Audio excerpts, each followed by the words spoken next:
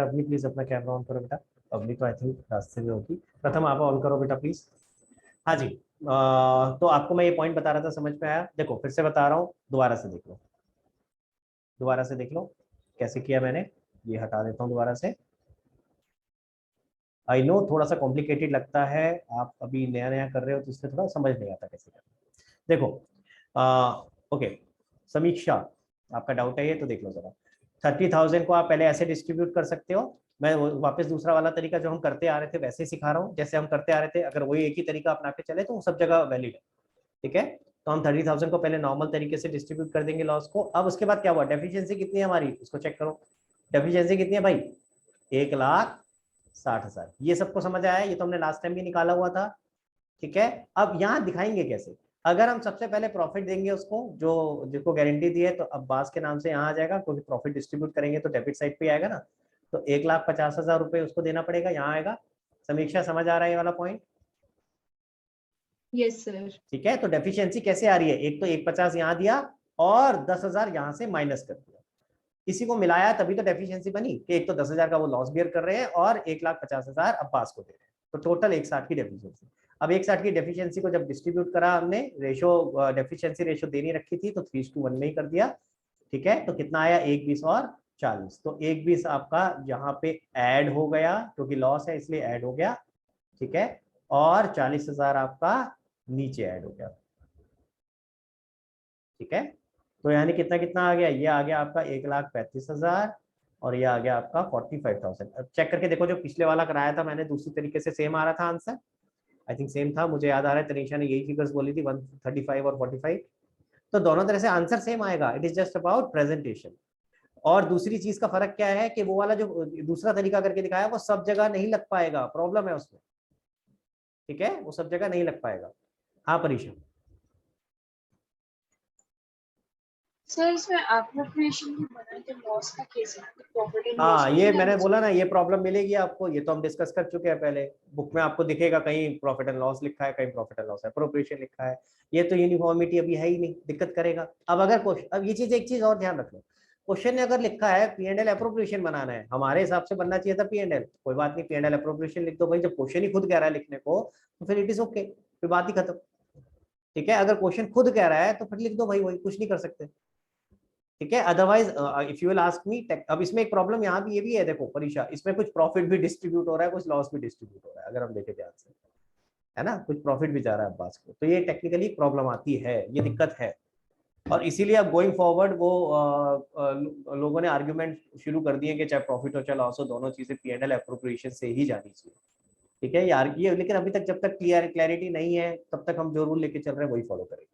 हाँ समीक्षा, कोई और डाउट है बेटा इसमें? क्वेश्चन नंबर कौन सा ये? सर एक बार आप इलस्ट्रेशन 62 देख लीजिए, उसमें पता नहीं क्या ही कर रखा है, ऐसा अच्छा ही चलो आ क्वेश्चन है जाओ, इसमें। इलस्ट्रेशन 62 भी देख लेते हैं, कोई बात नहीं।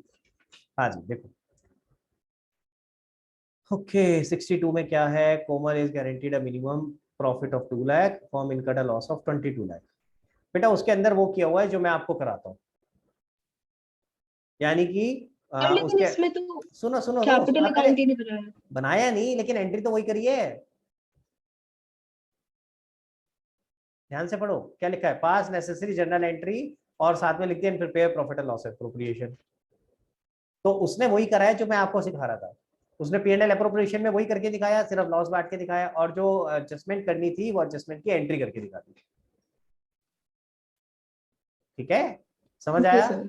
अब प्रॉब्लम कहाँ है आपका, ये वाला जो क्वेश्चन है 81 था, 81 क्वेश्चन में उसने जर्नल एंट्री मांगी होती तो मैं भी कह देता कि चलो दोनों चीजें ऐसी करके दिखा दो। अब प्रॉब्लम है उसने सिर्फ मांगा P&L है, P&L एप्रोप्रिएशन। अब P&L एप्रोप्रिएशन में अगर मैं सिर्फ लॉस डिस्ट्रीब्यूट करके दिखा दूं तो मैंने गारंटी का इफेक्ट तो कहीं दिखाया ही नहीं। समझ रही है मेरी बात? तो प्रॉब्लम इसलिए आ रही है, या तो जैसे उस वाले में था जर्नल एंट्री मांगी होती तब भी हम कह देते कि चलो भाई उसके हमने जर्नल एंट्री दिखा दी, तो I have to show somewhere ना। जब क्वेश्चन गारंटी का क्वेश्चन मांग रहा है, हालांकि क्वेश्चन की गलती है, ये क्वेश्चन को या तो क्लियरली भाई दोनों चीजें मांगनी चाहिए, P&L एप्रोप्रिएशन के साथ में कैपिटल अकाउंट मांग ले, या जनरल एंट्री मांग ले एडजस्टमेंट की जैसे पीछे मांगा। लेकिन अगर वो नहीं मांग रहा, अब तो फिर मुझे इसी में करके दिखाना पड़ेगा। अब जब इसी में करना है तो फिर यही तरीका बचता है, और कोई तरीका नहीं बचता। ठीक है। Okay sir. प्रैक्टिकली अगर आप मेरे से पूछोगे ऐसे नहीं होता है, मैंने आपको पहले ही समझा दिया, प्रैक्टिकली ऐसे नहीं होता है। प्रैक्टिकली पहले जो प्रॉफिट या लॉस है पहले उसको डिस्ट्रीब्यूट करते हैं और जो एडजस्टमेंट होती है वो कैपिटल अकाउंट के थ्रू होती है, कभी भी वो P&L एप्रोप्रिएशन के थ्रू नहीं होती। पर ये प्रॉब्लम आप लोगों के सिर पे इसलिए आ रही है क्योंकि क्वेश्चन आपको इतना बड़ा नहीं आ सकता, इसलिए वो इसी में कंफ्यूज कर देते हैं। टेक्निकली अगर आप किसी से पूछोगे ना टीचर से कि सर कभी तो आप कैपिटल अकाउंट में करके दिखा रहे हो, कभी आप यहाँ करके दिखा रहे हो, तो ऐसा क्या लॉजिक है, वो नहीं बता पाएंगे क्योंकि वो प्रैक्टिकली आपको रिलेट ही नहीं करा पाएंगे, वो सिर्फ कहेंगे ऐसी रट लो, याद कर लो। समझ रहे हो? इसीलिए मैं आपको लॉजिक के साथ समझा रहा हूँ, रटवा नहीं रहा हूँ। ठीक है। अगर आप मेरे से पूछोगे सर हम क्या फॉलो करें, हम क्या फॉलो करें, तो आप इस तरीके से फॉलो करो सारे केसेस में, यानी पहले प्रॉफिट या लॉस जो भी है उसको डिस्ट्रीब्यूट कर दो, फिर उसके बाद जो भी प्लस माइनस करना है वो करो, ताकि कोई सा भी केस हो सब में ये वाला सेम ही मेथड फॉलो होगा ना, फिर हमें अलग अलग मेथड लेके चलने की जरूरत नहीं है। समझ आ गया? चल सकते हैं आगे। Okay great. 81 के बाद और कौन सा डाउट था बेटा? 82 था किसी का, किसी एक बच्चे का था आई गेस। किसका था? वृंदा आपका था 82? Yes sir. 82 सर में 81 में भी मुझे डाउट है एक। हाँ बोलो, 81 में पूछ लो पहले। तो सर मतलब अब जैसे भी अगर ये केस लॉस केस के आए हमारे, तो हमें पार्टनर्स कैपिटल अकाउंट और जर्नल एंट्रीज नहीं करनी, ओके, सिंपल क्वेश्चन इस पे मेथड डिपेंड से कर करेगा। दो। नहीं, so Vrinda let me again comment on that. अगर क्वेश्चन सिर्फ प्रॉफिट एंड लॉस एप्रोप्रिएशन मांग रहा है जैसे इसमें मांग रहा है, अब आपको गारंटी का इफेक्ट कहीं तो दिखाना पड़ेगा ना, तो फिर इसी में दिखाना पड़ेगा, फिर ऑप्शन नहीं है, तो फिर इसी तरह से दिखा दो जैसे मैंने अभी करके दिखाया है। क्लियर हो गया? लेकिन अगर क्वेश्चन आता है कि प्रॉफिट एंड लॉस एप्रोप्रिएशन भी बनाओ और साथ में कैपिटल अकाउंट भी बनाओ, देन इट इज एडवाइजेबल कि जो पहले तरीका सिखाया था उस तरीके से करो लॉस के केस में। ठीक है, यानी जो भी एडजस्टमेंट है वो कैपिटल अकाउंट में दिखाओ, या आपके पास आ गया P&L एप्रोप्रिएशन बनाओ और साथ में जर्नल एंट्री करके दिखा दो, तो भी वो पहले वाला जो केस तरीका सिखाया है वैसे एडवाइस। क्लियर है? I hope I am able to make it clear. हाँ जसमीन, हाँ क्या डाउट था बताओ बेटा। सर अगर सिर्फ PNL लिखा है तो भी वो पुराना वाला तरीका कर सकते हैं, पहला वाला? हाँ अगर नहीं नहीं तो कैसे करोगे? अगर सिर्फ P&L बोला या P&L एप्रोप्रिएशन बोला है, अल्टीमेटली गारंटी का इफेक्ट तो आप दिखा ही नहीं पा रहे ना। अगर आप सिर्फ लॉस को डिस्ट्रीब्यूट कर दोगे तो गारंटी की एडजस्टमेंट तो कर ही नहीं पा रहे। सर अगर कैपिटल अकाउंट साथ में बना दे? तब तो है ही है। नहीं, अगर क्वेश्चन मांग रहा है कैपिटल अकाउंट तब तो ठीक है, आप बनाओगे अननेसेसरी कैपिटल अकाउंट बनाने में भी तो टाइम लगेगा, इससे अच्छा इसी में एडजस्टमेंट करके दिखा देना यार, वो ज्यादा बेटर है। Okay sir. ठीक है। प्रॉब्लम पता है क्या है? मैं आपको प्रॉब्लम बता रहा हूँ। प्रॉब्लम क्या है? अगेन जब आपका पेपर चेक होगा, जो टीचर होगा चेक कर रहा होगा वो मार्किंग स्कीम लेके बैठेगा। अब अगर क्वेश्चन में कैपिटल अकाउंट पूछा ही नहीं है तो जो भी एडजस्टमेंट होगी वो P&L या P&L एप्रोप्रिएशन में ही हो रही होगी ना यार। अगर आपने वहां नहीं करी और आपने कैपिटल बना दिया, टेक्निकली करेक्ट है, टेक्निकली 100% करेक्ट है, पूरे मार्क्स मिलने चाहिए, लेकिन प्रॉब्लम कहाँ है? जो चेक कर रहा है वो दिमाग लगाएगा नहीं लगाएगा आपको नहीं पता। तो इसीलिए हम कोशिश कर रहे हैं कि हम वो आंसर लिखे जो मार्किंग स्कीम में लिखा होगा। समझ आ रहा है मेरी बात? क्लियर है? और आपको आंसर शीट तो मिलती नहीं है, वो तो जब आप निकलवाओगे उसका लंबा प्रोसेस है और तब जाके पता चलेगा कि कहाँ मार्क्स कटे हैं, और 99% कोई नहीं निकलवाएगा। क्यों? क्योंकि अगर एक आधा मार्क्स, एक आधा क्वेश्चन में इस तरह से मार्क्स कटा है तो उसके लिए तो आप इतना रिस्क नहीं लोगे ना कि सर चलो पहले रीचेकिंग के लिए तो रीटोटलिंग वगैरह होगी फिर उसको निकलवाओ, क्योंकि इससे प्रोसेस जो जाता है। ठीक है, जब ज्यादा मार्क्स का डिफरेंस होता है तभी आप ये चीज करते हैं। तो इसीलिए लेट अस ट्राई कि ऐसा सिचुएशन ही ना आए कि हमारे अननेसेसरी मार्क्स कट जाए जबकि हमारा आंसर ठीक था। ठीक है, क्लियर हो गया गाइस? मैं फिर से रिपीट कर रहा हूं, आपने क्या करना है, आपने नॉर्मल प्रोसेस जो आपको सिखाया था वही करना है, सब जगह वही करो, सब जगह चलेगा। क्या? पहले प्रॉफिट या लॉस जो भी है उसे डिस्ट्रीब्यूट कर दो, फिर चेक करो गारंटी ट्रिगर हो रही है या नहीं हो रही, फिर अगर हो रही है तो जिसको गारंटी ट्रिगर हो रही है उसको उतने पैसे दो जितने मिलने थे, और बाकी दोनों में डेफिशिएंसी डिस्ट्रीब्यूट कर दो। अगर डेफिशिएंसी डिस्ट्रीब्यूट करते वक्त उनका जो भी प्रॉफिट था उससे एक्सीड कर रहा है तो ऑब्वियसली ऑटोमेटिकली वो अपोजिट साइड पे लॉस में आ जाए। ठीक है, और अगर लॉस का ही केस था तो ऐसे केस में लॉस उतने से और बढ़ जाएगा। समझ आ गया? क्लियर हो गया सबको? स्निग्धा क्लियर है बेटा? कई बार समझ नहीं आता, स्निग्धा ऐसी बैठी होती है, ऐसे लगता है गेस करो मेरा एक्सप्रेशन क्या है स्निग्धा? हाँ भाई, चलो आगे चलते हैं। क्वेश्चन नंबर 82 किसका डाउट था बेटा जल्दी से? 82 किसका डाउट था? वृंदा का। ओके, हाँ वृंदा क्या दिक्कत आ रहा है बेटा इसमें बताओ। सर बस वो लॉस का केस था, अब आपने एक बार समझाया ना तो मैं एक बार फिर से ट्राई करूंगी, अगर फिर डाउट आता तो पूछ। अब इस क्वेश्चन में देख क्या लिखा है, पास जनरल एंट्रीज। तो अब तो जनरल एंट्रीज तो वैसी होनी थी जैसी सिखाई है, इसमें तो प्रॉब्लम नहीं आनी चाहिए थी। प्रॉब्लम कब आ रही है, जब P&L अप्रोप्रिएशन के थ्रू करके दिखा रहा है तब दिक्कत आ रही है। जनरल एंट्री में तो वही होगी, पहले जो भी लॉस है उसको डिस्ट्रीब्यूट करो, फिर डेफिशिएंसी की एंट्री करो। ठीक है, चलो और कोई डाउट? क्वेश्चन नंबर 85 तक सारे हो गए भाई? हाँ समीक्षा। सर जैसे बहुत सारे क्वेश्चन में जर्नल एंट्री मांगी है, तो फिर इसमें वो वाली एंट्री आएगी, प्रॉफिट ट्रांसफर फ्रॉम पीएनएल बिल्कुल अकाउंट आएगी, पहले तो प्रॉफिट को नहीं नहीं नहीं, कौन सी, अब बार बार वहां कहाँ पहुंच जाती सर है? जैसे इनमें पूछा नहीं है। नहीं नहीं नहीं, किसी ने पहले भी पूछा था, आई डोंट नो तूने पूछा था किसने पूछा था। आप बात कर रहे हो P&L से P&L अप्रोप्रिएशन में ट्रांसफर करने की, उस एंट्री को दिखाने की यस जरूरत सर। नहीं है। हमसे क्या मांगा जा रहा है, journal entry for distribution of profit, यानी प्रॉफिट ऑटोमेटिकली P&L अप्रोप्रिएशन में आ चुका है, वहां से डिस्ट्रीब्यूट कैसे होगा वो पूछा गया। आया समझ सर में? नहीं, ओनली लिखा है पास कहाँ लिखा जर्नल है, एंट्री कहाँ इन द लिखा है, बुक्स कहाँ ऑफ लिखा है, द कहाँ फर्म, लिखा है? क्वेश्चन 82 में ही। ओके 82 पढ़ते हैं, क्या लिखा है? PQR entered into partnership to share profits and this. It was provided that in no case our share in profit would be less than this. Profit and losses for the year is 1,20,000. तो जब ये 1,20,000 बोल रहा है ना, तो ये मान के चलो कि 120 उसने ऑलरेडी P&L अप्रोप्रिएशन में ट्रांसफर कर दिया है, उसको करने की जरूरत नहीं है दोबारा। Okay sir. फिर आगे क्या मांग रहा है, general entries necessary general entries in books of the firm, यानी जो भी और नेसेसरी एंट्रीज है वो सारी करके दिखाओ। तो नेसेसरी एंट्रीज क्या होगी, उसके बाद जो भी कुछ आपको 1,20,000 को डिस्ट्रीब्यूट करने के लिए दिखाना है वो। ठीक है, अगर आईओसी होता तो आईओसी की करते, अगर सैलरी होता तो सैलरी की करते। अब इस केस में वो सब नहीं है, तो पहले प्रॉफिट को डिस्ट्रीब्यूट करेंगे और फिर उसके बाद गारंटी की। ठीक है, क्लियर हो गया सबको? हाँ जी, 85 तक कोई डाउट नहीं है? आई थिंक 86 87 तो दिया ही नहीं ना मैंने अभी, ये तो दिया ही नहीं। सर आपने 82 तक दिया।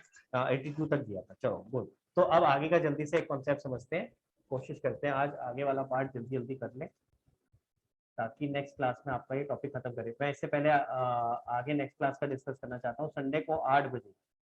Anybody has any problem? किसी का था ना 8 बजे का दिक्कत है, दोनों किसका था? कौन था भाई 8 बजे रात को संडे को? कोई है? नहीं है? हाँ भाई, टिक टिक 1 टिक टिक 2। हाँ भाई जल्दी बता दो, फिर बाद में कह रहा है कि था प्रॉब्लम। संडे 8 बजे। सर अवनी को प्रॉब्लम जो हाँ उसका मुझे लग एग्जाम। रहा था यही होने वाला है अवनी नहीं है यहाँ पे, अवनी का प्रॉब्लम होने वाला है। तो अवनी के साथ मैं अलग से डिस्कस कर लूंगा, यही कर सकते हैं, क्योंकि मैं आपको करना एक क्लास तो लेनी पड़ेगी यार। मैं चाहता हूँ कि इसको खत्म करें, और ये भी नहीं चाहता कि हम जल्दी से भगा लें, कि आपके डाउट्स ना ले या हम जल्दी जल्दी वो नहीं करना चाहते। जो भी करना है ढंग से करते हैं, but at the same time थोड़ा सा कवर अप कर लेते हैं कोर्स, ताकि हम लोग आगे चले स्कूल से। ठीक है, तो संडे को एक क्लास रखते हैं 8 बजे। जस्ट चल गया भाई, एक सेकंड ना।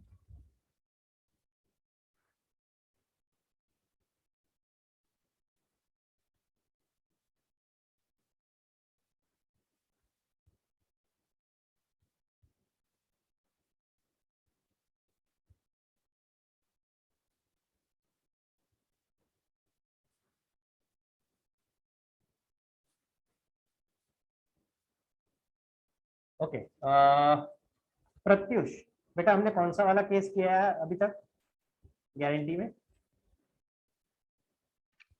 Old to new. Old to new, ये बुक में कहीं लिखा नहीं मिलेगा बाय द वे। हाँ पता चला ढूंढ रहे हो सर, ये ओल्ड टू न्यू तो मिल ही नहीं रहा कहीं लिखा हुआ। ये तो हमने सिर्फ अपने आप को डिस्टिंग्विश करने के लिए लिखा है, ताकि आसानी से आपको समझा सके। ठीक है, तो बुक में कहीं old to new, new to old या ओल्ड टू ओल्ड ये सब कहीं नहीं मिलेगा। ना कि बुक में भी नहीं मिलेगा, क्वेश्चन में भी नहीं मिलेगा कि ओल्ड पार्टनर्स ने नए पार्टनर को लिखा मिला आज तक ये वाला कि ओल्ड पार्टनर ये थे उन्होंने नए पार्टनर। ये तो सिर्फ सिचुएशन बनाई है आपको समझाने के लिए कि ऐसी गारंटी दी क्यों जा रही है, किसी भी पार्टनर को गारंटी क्यों दी जा रही है। समझ आया? क्लियर हुआ? तो नॉर्मली इस तरह का सिनेरियो रहा होगा तभी दी गई होगी। चलो अब आगे आते हैं अगले सिनेरियो पे, which is new to old. New to old इसको समझते हैं जरा। ठीक है, न्यू टू ओल्ड पे आने से पहले मैं आपसे पूछना चाहूंगा, देखिए जरा किसी को पता है कि ये गारंटी क्यों दी जाएगी? कोई नया पार्टनर पुराने पार्टनर्स को गारंटी क्यों देगा? अभी तो हमने किया, पुराने पार्टनर नए पार्टनर को गारंटी क्यों दे रहे हैं? ठीक है, वो मैंने समझा दिया, आपको लॉजिक समझ आ गया, ताकि भाई जो नया पार्टनर है उसको सेटिस्फेक्शन हो जाए कि हाँ भाई जो वो पहले कमा रहा था वो अभी भी कमाएगा, कम से कम उतने पैसे उसे अभी भी मिलेंगे, और वो आ जाए हमारे साथ। जो उसको डर लग रहा है कि पार्टनरशिप में आके कहीं नुकसान ना हो जाए, ऐसा ना हो। ठीक है, अब अगर मैं बात करता हूँ guarantee by old partner to new partner, तो प्रत्युष पहले मौका आपको मिल रहा है, बाकी फिर जिसको और कोई आंसर करना चाहे तो हैंड रेज कर सकता है। न्यू पार्टनर ओल्ड पार्टनर को गारंटी क्यों देगा? क्योंकि अगर न्यू पार्टनर आ रहे हैं तो प्रॉफिट एक और पर्सन को जा रहा है, तो जो प्रॉफिट ओल्ड पार्टनर्स को मिल रहा है वो कम हो रहा है, तो new very good, partner guarantee देगा कि उनका प्रॉफिट सेम रहेगा। Very good, I am really happy. Pratyush ने बहुत अच्छी तरीके से समझाया है। मैं दोबारा से कोशिश करता हूँ और इसी चीज को दोबारा और डिटेल में समझाएंगे, otherwise I am 100% with you. Pratyush बिल्कुल सही बताया। देखो ध्यान से सुनना। मान लेते हैं पहले पार्टनर थे समीक्षा और मैं, ठीक है, समीक्षा और राहुल, क्लियर है? और ये मान लेते हैं इक्वल पार्टनर से 1:1 में शेयर कर रहे थे। आसान रखने के लिए मैं पहले आपको ये बोलता हूँ। और हमारा ऑन एन एवरेज मान के चलते हैं 20 लाख रुपए का प्रॉफिट हो रहा था। तो 20 लाख का प्रॉफिट हो रहा था, तो समीक्षा को मिल रहा था 10 लाख, मुझे मिल रहा था 10 लाख, ठीक है। अब कल को मान लो प्रत्युष आता है। प्रत्युष कहता है सर आप लोग अच्छा काम कर रहे हो, हाँ अच्छा चल रहा है आपका, हाँ जी अच्छा चल रहा है सर, मुझे भी साथ में ले लो। हाँ तो जहां 2 जने मिलके काम कर रहे हैं 3 मिलके करेंगे। तो हमने एक दूसरे को देखा, समीक्षा ने मुझे, समीक्षा और मैंने, हाँ समीक्षा, हमने एक दूसरे को देखा, भाई ऐसा है प्रत्युष हम ले तो ले तेरे को, लेकिन जब तेरे को लेंगे तो जो भी प्रॉफिट 2 में डिवाइड हो रहा है वो भी तो 3 में डिवाइड होगा। तो अभी तो हम 20 लाख रुपए में 10-10 लाख रुपए कमा रहे हैं, कल को 20 लाख रुपए में 3 में डिवाइड हो जाएगा तो कितना बनेगा? 20 की जगह 21 मान लेते, 21 हो गया, तो कितना कितना हो जाएगा? 7 लाख 7 लाख 7 लाख। तो हमारा तो प्रॉफिट कम हो जाएगा भाई, हमारा तो नुकसान हो जाएगा। आ रही है बात समझ में? तो प्रत्युष क्या कहता है, सर मैं हाथ पे हाथ रख के थोड़ी ना बैठूंगा, मैं भी तो काम करूंगा, मेरी वजह से भी तो प्रॉफिट बढ़ेगा। समझ आ रहा है? तो जो आज 20 लाख का प्रॉफिट है, कल वो मेरे आने के बाद 30 लाख का, 35 लाख का, 40 लाख का होगा, उससे आपको भी फायदा होगा। समझ आ रही है मेरी बात? लॉजिक समझ आ रहा है? डिस्कशन समझ आ रहा है? किसी को नहीं समझ आ रहा हो तो हैंड रेस कर लेना वहीं पे, ठीक है। तो क्या डिस्कशन हुआ? प्रत्युष ने कहा कि मेरे को सर एज अ पार्टनर रख लो। मैं और समीक्षा थोड़ा सा स्केप्टिकल है कि पता नहीं प्रत्युष को रखे या नहीं रखे, कल को पता चला इसकी वजह से हमारा उल्टा प्रॉफिट जो हम कमा रहे हैं वो और कल को वो भी कम हो जाए, ऐसा ना हो जाए। तो ऐसे केस में हम क्या बोलेंगे, देखिए यार प्रत्युष, हमें एज अ पर्सन तेरे साथ कोई दिक्कत नहीं है, एज अ पर्सन जो हम पार्टनर में देखते हैं कि हाँ भाई हम भरोसा कर सके, हम तेरे ऊपर भरोसा कर सकते हैं, ठीक है, we are okay with that. लेकिन हमें सिर्फ एक ही डाउट हो रहा है कि तू आएगा और उसकी वजह से कहीं ऐसा ना हो जाए हमारा जो अच्छा खासा जो हम 10-10 लाख रुपए प्रॉफिट कमा रहे हैं वो भी कम। तो प्रत्युष क्या बोलेगा ऐसे केस में? प्रत्युष कहेगा सर आपको यही हो रहा है ना कि प्रॉफिट जो फर्म कमा रही थी वो कम ना हो जाए। जो फर्म अर्न कर रही थी, टोटल कितना अर्न कर रही थी? 20 लाख रुपए, है ना, टोटल 20 लाख रुपए अर्न कर रही थी, ठीक है। अगर प्रत्युष कहता है अगर मैं आऊंगा, ध्यान से सुनना, अगर मैं आऊंगा तो मुझे भी तो उतना ही पैसा लाना पड़ेगा कि ताकि आपका प्रॉफिट उतना ही रहे, यानी कितना लाना पड़ेगा, कितना रेवेन्यू अर्न करना पड़ेगा? कम से कम 10 लाख रुपए का और करना पड़ेगा।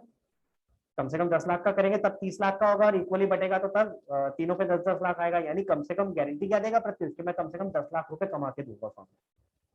समझ आ रही है मेरी बात? कम से कम 10 लाख रुपए कमा के दूंगा फर्म को। माइंड इट, 2 चीजों पे इंपॉर्टेंट फोकस करेंगे। प्रत्युष किस चीज की गारंटी दे रहा है? प्रॉफिट की नहीं दे रहा है। प्रत्युष किसकी दे रहा है गारंटी? रेवेन्यू, कि फर्म को कितना रेवेन्यू कमा के देगा। जब फर्म के पास 30 लाख रुपए हो जाएंगे तो ऑटोमेटिकली सबके पास प्रॉफिट उतना बैठ जाएगा जितना पहले था। समझ आ रही है बात? क्लियर हो गया? तो इस केस में जब आप पढ़ोगे new partner giving guarantee to old partner, कैसे आइडेंटिफाई करेंगे कि ये वाला केस है कि न्यू टू ओल्ड है? आपको सबसे पहली चीज देखनी है कि गारंटी किस चीज की है, प्रॉफिट की है क्या? Answer is no. यहाँ गारंटी किस चीज की है? रेवेन्यू की, कि कितना रेवेन्यू नया पार्टनर जनरेट करके देगा। अगेन नया और पुराना तो लिखा नहीं होगा क्वेश्चन में, तो क्वेश्चन में कैसे दिया होगा? Rahul, Samiksha and Pratyush are partners sharing profits in 1:1. Pratyush has guaranteed the firm a minimum revenue of 10 lakh. समझ आई बात? तो आपको क्या देखना है, क्या आइडेंटिफाई फैक्टर है? Minimum revenue. जहां रेवेन्यू की बात आ गई तो समझ जाओ ये केस 2 हो गया, new partner giving guarantee to the old partner. सबको समझ में आया? क्लियर हुआ? अब एक और बात इंपॉर्टेंट मजेदार, अब मान लेते हैं हमारा लकड़ी का ही काम है, ठीक है, समीक्षा मेरा हमारा फर्नीचर का काम है, हम फर्नीचर ये सोफे वोफे ये सब बेचते हैं। अब प्रत्युष ने गारंटी दी 10 लाख रुपए का मिनिमम रेवेन्यू करके देगा। कैसे आइडेंटिफाई होगा कि ये रेवेन्यू प्रत्युष ने किया है? हाँ प्रत्युष बता सकते हो कैसे आइडेंटिफाई करे भाई? हम कैसे माने कि रेवेन्यू तेरा है? कैसे पता चलेगा कि तेरा रेवेन्यू कितना है, मेरा कितना है, समीक्षा का कितना है? दुकान तो एक ही है, हम एक ही दुकान पे बैठे हैं, कस्टमर आ रहा है, हम तीनों जने बैठे हैं, बेच रहे हैं माल, कैसे पता चलेगा कि तेरी वजह से कितना बिका और हमारी वजह से कितना बिका? How will we identify? बताओ, एनी आइडिया प्रत्युष, बता सकते हो? No. Anybody else who wants to? हाँ परीक्षा बताओ। मे बी वो अलग बिजनेस साथ में लेके स्टार्ट कर, जैसे दोबारा अगर बोल आप बेटा। फर्नीचर कर रहे हो, आप फर्नीचर करो, जैसे उसने डेकोरेशन का साथ में स्टार्ट कर दिया। ना ना ना ना, फिर तो वो बिजनेस ही अलग हो गया ना। फिर पार्टनरशिप का फायदा क्या हुआ? पार्टनरशिप में तो इसी बिजनेस में आ रहा है ना जो हमारा बिजनेस चल रहा है, तो उस बिजनेस में कैसे आइडेंटिफाई करें? सोचो सोचो।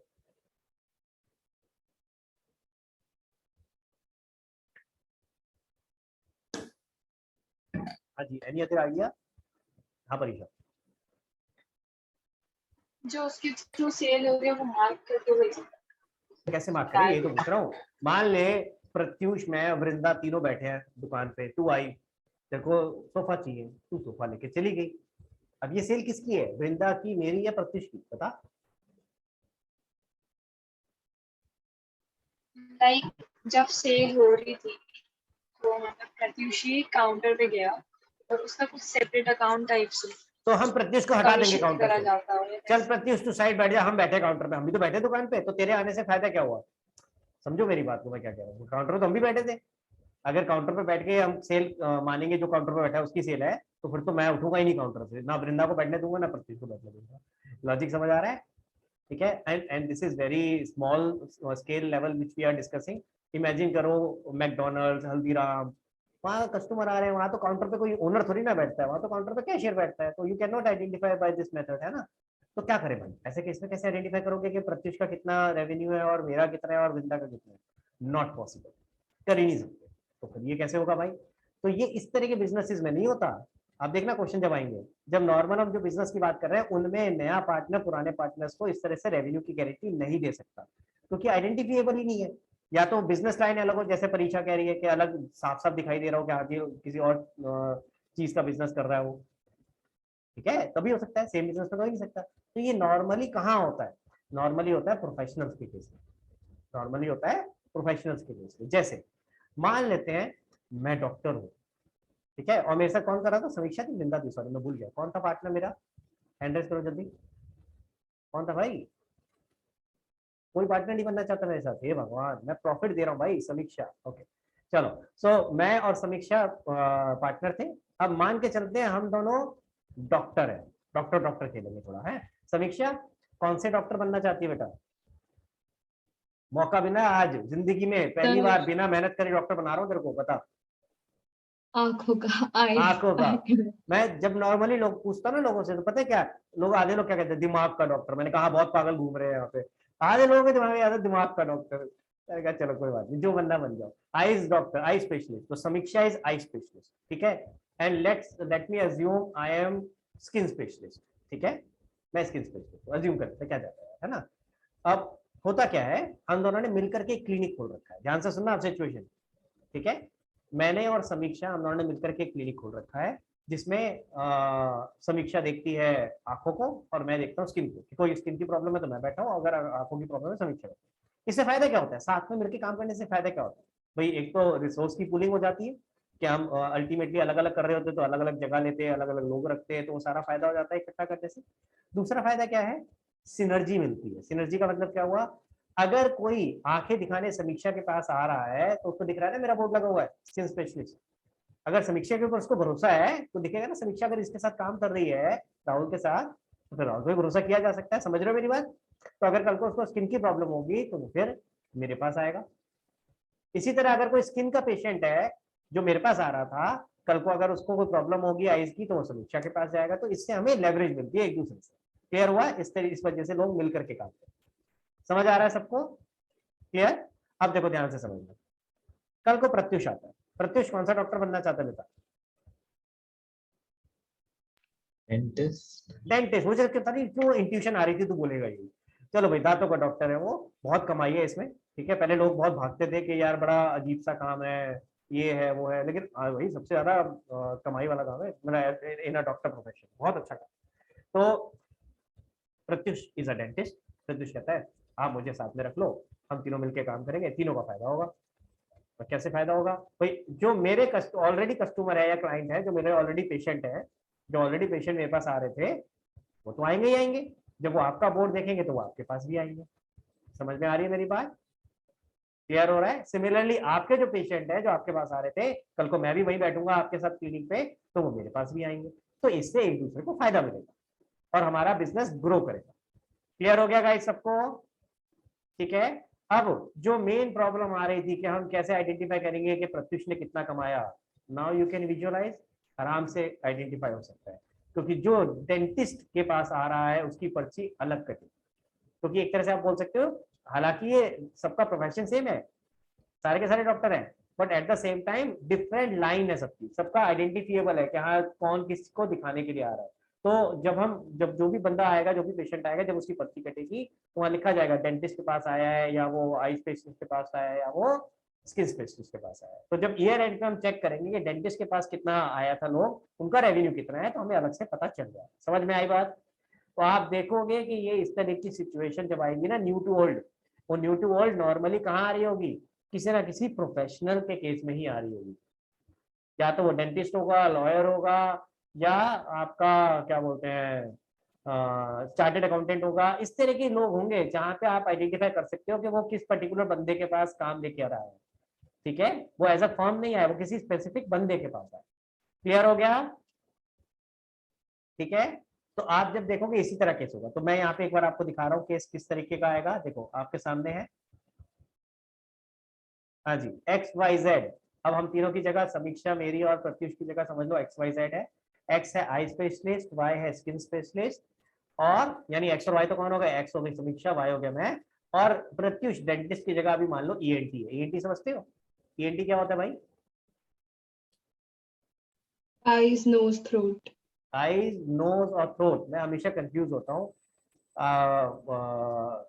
ईयर होता है या आईज होता है? ईयर होता है भाई, नहीं, आईज नहीं ईयर होगा। होता है, ईयर ईयर होता होता है। है। आईज हाँ, कैसे हो गया? हाँ। तो आईज कैसे होगा? आईज स्पेशलिस्ट तो अलग है ना हमारे पास। तो ईयर, नोज और अच्छा थ्रोट का भी मेरे पता नहीं दिमाग में आता है। थ्रोट होता है, टंग होता है, पता नहीं क्यों ऐसे आता है दिमाग में, आई डोंट नो। हाँ बस थ्रोट होता है ऑब्वियसली। तो ENT जो इन तीनों को देखता है, अगेन मतलब काफी अच्छा खासा काम होता है। तो तीनों मिलकर एक साथ काम कर सकते हैं। अब क्वेश्चन देखते हैं क्या। XYZ are partners sharing profits in the ratio 1:1:1. Z has guaranteed the firm. पढ़ो ध्यान से क्या लिखा है, उल्टा आ रहा है ना। पहले अभी तक क्या हो रहा था? तो गारंटी पार्टनर को मिल रही होती थी, अब यहाँ पार्टनर गारंटी दे रहा है फर्म को। समझ जाना कौन सा केस है, न्यू टू ओल्ड। क्लियर हो गया? क्या करा है? मिनिमम अर्निंग, किस चीज की गारंटी है? अर्निंग की। मिनिमम प्रॉफिट नहीं बोला है, मिनिमम अर्निंग या मिनिमम रेवेन्यू ऐसे लिखा हुआ मिलेगा। क्लियर हो गया गाइस? मिनिमम रेवेन्यू या मिनिमम अर्निंग ऐसे लिखा मिलेगा। कितना? 60,000 रुपए का। However the actual earning done by Z is 57 lakh. तो मैं अगर यहाँ पे आपको लिख के दिखाऊं, हाँ जी, तो Z की गारंटीड अर्निंग कितनी थी?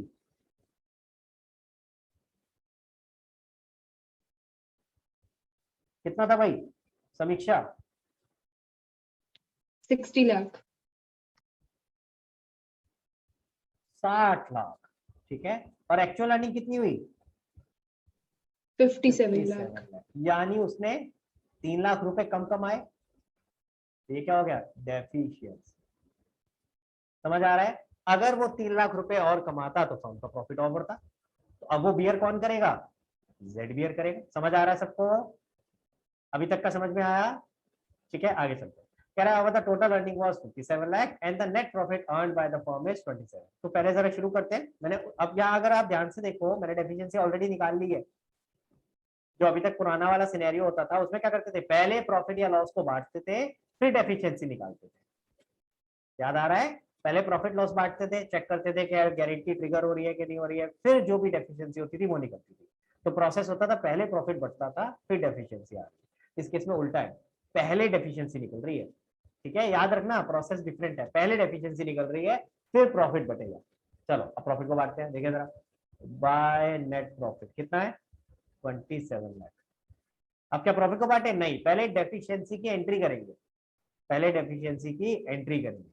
ठीक है, हमने डेफिशिएंसी निकाली, पहले उसकी एंट्री होगी, फिर प्रॉफिट बढ़ेगा। फर्क समझ आ गया दोनों जगह? वहां पहले प्रॉफिट बढ़ता था, फिर डेफिशिएंसी की एंट्री होती थी। यहाँ पहले डेफिशिएंसी की एंट्री होगी, फिर प्रॉफिट बढ़ेगा। कितनी डेफिशिएंसी है? 3 लाख। ये तो समझ में आ गया, आसान है बहुत निकालना। अब इस 3 लाख की एंट्री कैसे करें भाई? 3 लाख समीक्षा किसकी वजह से कम आया हमारे पास? किसने कहा था कि Z। गारंटी दी थी? जेड। तो यानी जेड बियर करेगा ये 3 लाख रुपए। अगर वो 3 लाख रुपए से रेवेन्यू और करता तो हमारा प्रॉफिट 3 लाख से बढ़ चुका होता, तो 27 नहीं होता, कितना होता? 30। तो यानी ये 3 लाख रुपए इधर आना चाहिए। ये तो समझ में आ गया सबको? क्लियर? ठीक है। और ये कौन बियर कर रहा है? जेड। तो ये जेड के कैपिटल के नाम से आ जाएगा। आई बात समझ में? क्लियर हो गया सबको? देखो अब इसके बाद तो बड़ा आसान है। क्या किया हमने? 27 लाख का प्रॉफिट लिखा, 3 लाख की डेफिशिएंसी मैं लिख देता हूँ। ये क्या है? डेफिशिएंसी। ठीक है। अब टोटल प्रॉफिट फर्म के पास कितना हो गया? 30 लाख। ठीक है। 30 लाख को डिस्ट्रीब्यूट कर देंगे किसमें? तो कौन कौन से भाई? X Y Z. To profit distributed X Y and Z. कितना था भाई? सॉरी इसको ठीक करता हूँ। ये 30,000 कहाँ से हो गया? 30 लाख। हाँ जी, रेशो क्या थी? रेशो बता रखी है कुछ 1:1:1। तो यानी कितना कितना आ जाएगा ये? 10 लाख, 10 लाख, 10 लाख। आया समझ में? देखो आपके सामने फिर से मैं दिखा रहा हूँ। देखो प्रोसेस क्या है, ध्यान से देखो। तो प्रोसेस क्या है? सबसे पहले जो भी प्रॉफिट या लॉस है, सॉरी सबसे पहले जो भी उसने गारंटी किया था उससे चेक करो कि डेफिशिएंसी कितनी है। यहाँ उल्टा होता है, पहले डेफिशिएंसी निकलती है। ठीक है, क्योंकि रेवेन्यू दोनों पता है अपने को, एक्चुअल कितना है और टोटल रेवेन्यू फर्म का कितना है, उसने कितना गारंटी दिया था, गारंटी कितना था उसका, और उसका एक्चुअल कितना है, ये दोनों चीजें हमें पता है। ठीक है, तो यहाँ से आप पहले सीधा सीधा डेफिशिएंसी निकाल लेते हो, प्रॉफिट को लिखते हो और फिर उसके बाद उसी के नीचे डेफिशिएंसी लिखते हो। टोटल प्रॉफिट आ गया, इस टोटल प्रॉफिट को डिस्ट्रीब्यूट कर देते हो, काम खत्म। समझ आया? क्लियर हुआ? प्रोसेस याद रखना, पहले वाले केस में पहले प्रॉफिट डिस्ट्रीब्यूट होता है फिर डेफिशिएंसी निकलती है, यहाँ पहले डेफिशिएंसी निकलती है उसकी एंट्री होती है फिर प्रॉफिट डिस्ट्रीब्यूट। ठीक है, फर्क कैसे पता चला कि कौन सी वाली गारंटी है? चेक करो, क्या पार्टनर को गारंटी मिली है या फर्म को मिली है? अगर फर्म को मिली है तो सेकंड वाला केस है। ठीक है, किसी को डाउट यहाँ पे? चल सकते हैं आगे 100%? तो आप इसकी फोटो खींच लो पहले तो, ये लो भाई, जल्दी से इसकी फोटो खींच लो।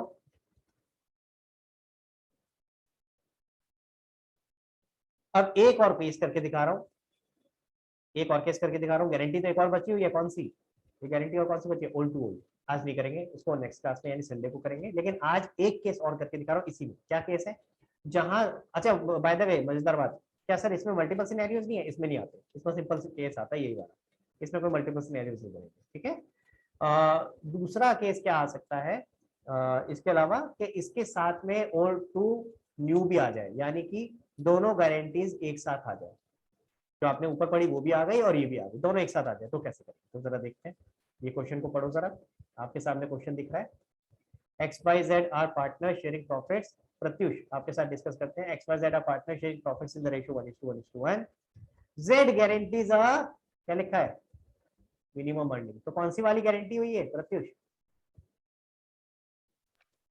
New to old.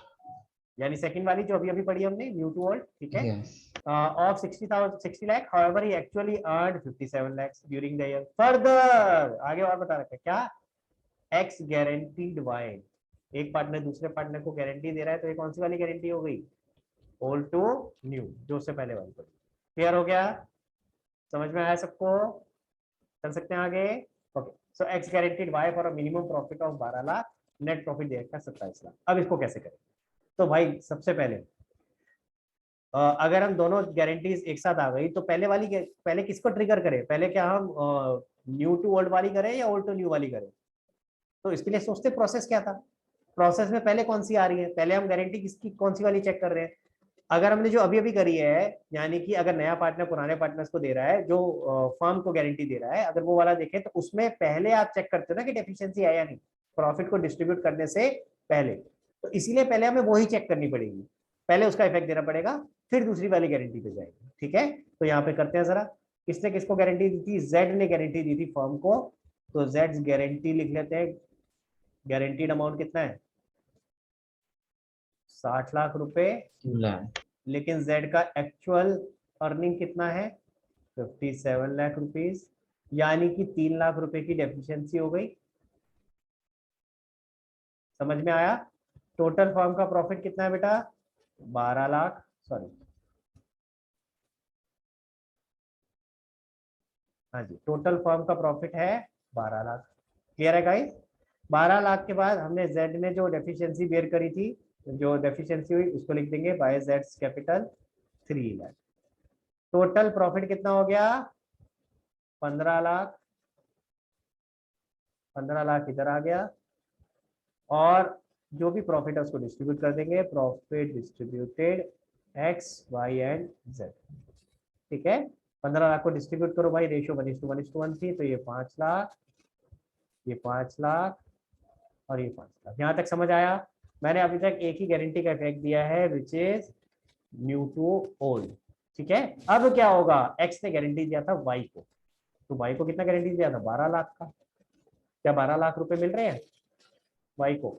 देखो वाई को कितने मिल रहे हैं? 5 लाख, तो यानी वाई को यहाँ प्लस 7 लाख और मिलेंगे 12 लाख के लिए। मैंने 12 लाख लिया हुआ है, फिर यार ये वो लॉस वाला सिनेरियो बन जाएगा। रुक जाओ, कम कर देते हैं इसको 12 लाख की जगह। कैलकुलेशन सही कर नेट प्रॉफिट 27 लाख था। हाँ, तभी मैं गड़बड़ कर रहा हूँ, सॉरी सॉरी सॉरी, मैं तभी सोच रहा हूँ, मैंने कहा ये मैंने केस कॉम्प्लिकेटेड बन जाएगा, नहीं तो ये तो अगर मैं यहाँ 12 लाख ले रहा हूँ तो सॉरी, दोबारा इसको दोबारा से कैलकुलेट करता हूँ, बाय मिस्टेक। जल्दी जल्दी करने में यही दिक्कत होती है, जल्दी जल्दी करने में कुछ ना कुछ गलती हो जाती है। देखो हाँ जी, कितना प्रॉफिट था? 27 लाख।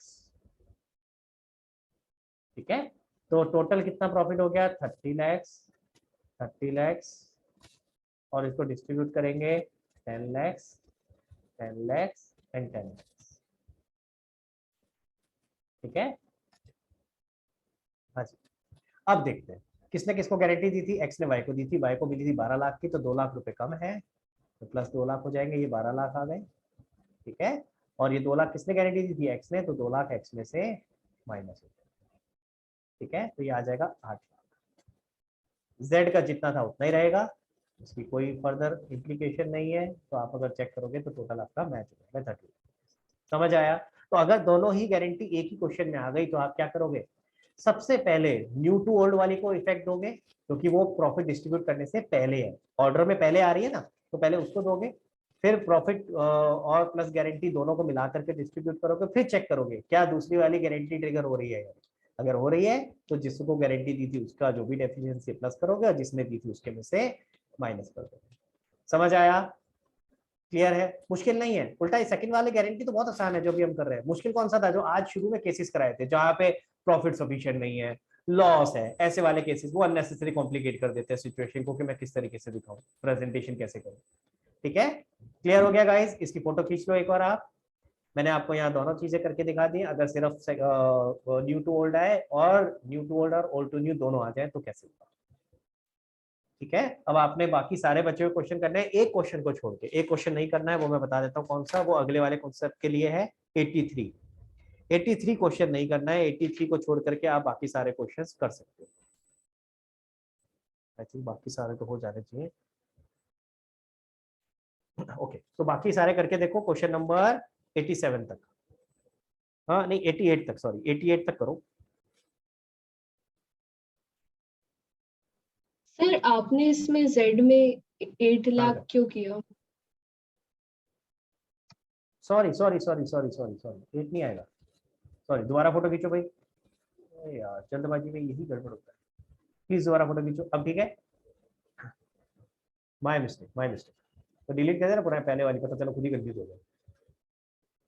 ठीक है, 10 लाख था, 10 का 10 सर हाँ परिचय राइट साइड में वर्किंग में दिखाना है सेट्स बिल्कुल दिखाना है, बिल्कुल दिखाना है, नहीं तो सपना थोड़ी ना आएगा एग्जामिनर को 3 लाख कहाँ से आया, तो प्लीज दिखाना पड़ेगा। और अगेन फिर यहाँ मत करके दिखाना प्लीज, इनर कॉलम में अवॉइड करा करो, यहाँ पे मत करके दिखाना, इनर कॉलम में अननेसेसरी बहुत हौच-पौच हो जाता है, तो कोशिश करो इस तरह की चीजें अलग से वर्किंग में दिखाओ।